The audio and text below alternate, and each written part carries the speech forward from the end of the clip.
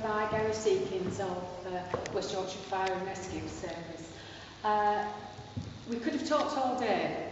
There was lots to look at, and we broadened it out not only about just safe maintenance of the equipment, fire alarm systems, fire doors, fire extinguishers, etc. We looked at the entire role of fire risk assessments and the checks that people should make, and the checks that the fire service will make when they come into buildings.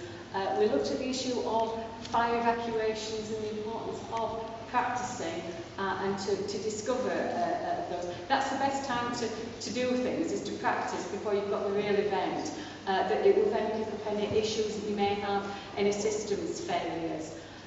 We had general discussion about the provision of and maintenance of fire equipment, specific issues about people being trained in the use of equipment, and whether or not it should be provided, or where things like fire hoses are taken out, what should be put back in place there.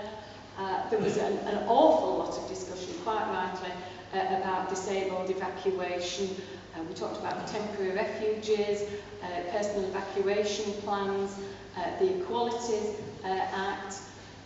We discussed different strategies for fire evacuation, for example, within flats, care homes, residentials, hospitals, people staying put, or horizontal evacuations.